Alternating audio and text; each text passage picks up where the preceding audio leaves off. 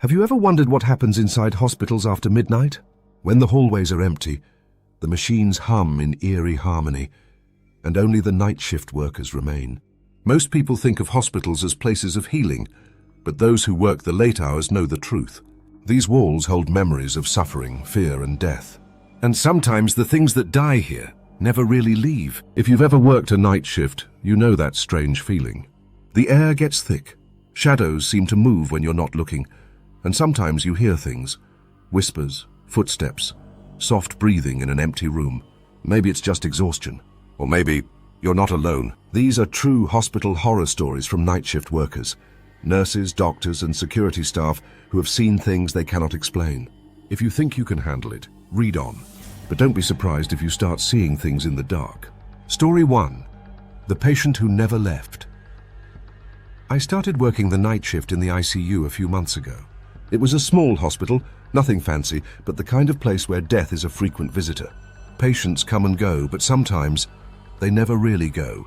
One night around 3 a.m. I was doing my rounds when I noticed something odd on the monitors. One of the heart rate monitors was beeping steadily, but that was impossible, because the patient in that bed had died earlier that night. I felt a chill crawl down my spine. Maybe it was a glitch. But when I entered the room, the air was freezing cold. The bed was empty. The sheets were still tucked in like no one had ever been there.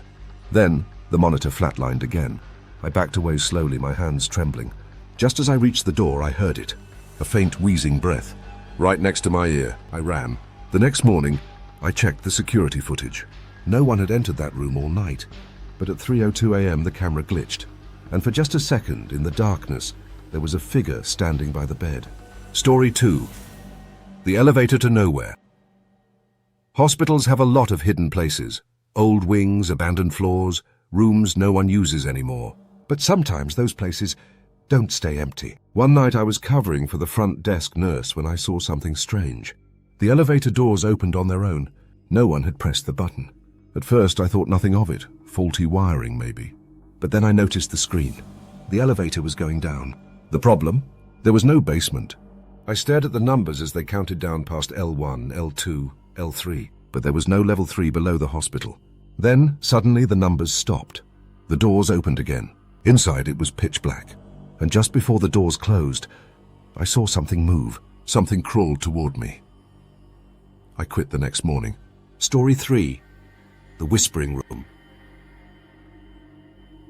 There was an old storage room at the end of one hallway that no one ever used. The door was always locked, and the staff avoided it. One night, my friend, another nurse, dared me to open it. I shouldn't have. I found the key in the supply closet, and heart-pounding unlocked the door.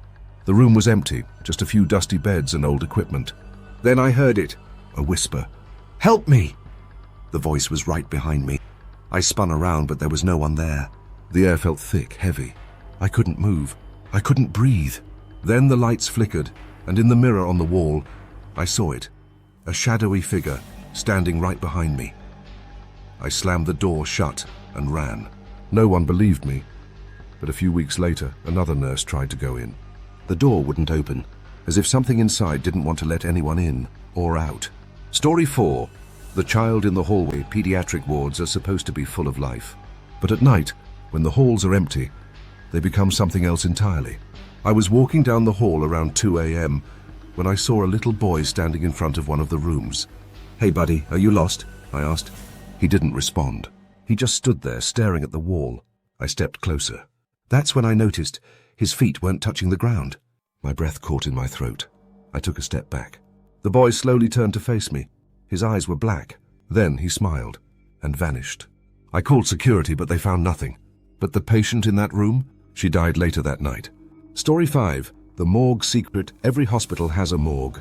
A cold, sterile place where the living don't linger, and no one likes going down there alone. That night I had no choice. The other nurses were busy, and protocol demanded that the deceased be transferred immediately. I wheeled the stretcher down the dimly lit corridor, the overhead lights flickering as if sensing my unease. The elevator ride was slow. Too slow. Each floor ticked by with an agonizing lurch. The soft hum of the machinery the only sound in the empty space. My fingers tightened around the stretcher handle. I kept my eyes forward, refusing to look down at the body beneath the sheet. Finally, the doors slid open with a metallic groan. The morgue was even colder than usual, the kind of chill that sank deep into your bones. The air smelled faintly of disinfectant, masking something older, something stale. I wheeled the stretcher inside, my footsteps echoing in the silence. I turned my back to the body just for a moment, reaching for the paperwork on the counter. Standard procedure. Quick in, quick out. Then I heard it. A rustling sound. My pulse spiked as I turned. The body was sitting up. A scream caught in my throat. The sheet still covered its face, the fabric shifting slightly as if something underneath was breathing. But the straps were still in place. It shouldn't have been able to move. It couldn't move. And yet the head tilted toward me. Slowly. Deliberately. The sheet slipped just enough for me to see the mouth. The lips moved. A faint whisper, dry and raspy, but I couldn't make out the words. I backed away, my hands gripping the edge of the counter. My legs felt frozen, refusing to obey my desperate urge to run. The whispering grew more insistent, like a secret pressing against the air. Then the body jerked, as if trying to free itself from the straps. That was enough. I bolted, my shoes squeaking against the floor as I shoved through the door and sprinted toward the elevator. My heart hammered in my chest as I punched the button over and over, barely able to breathe until the doors closed behind me. The next morning, I forced myself to ask one of the older nurses about it. She barely reacted, just shook her head with tired eyes. "It happens sometimes," she murmured. No explanation, no further discussion. That was my last night shift, and I never asked why.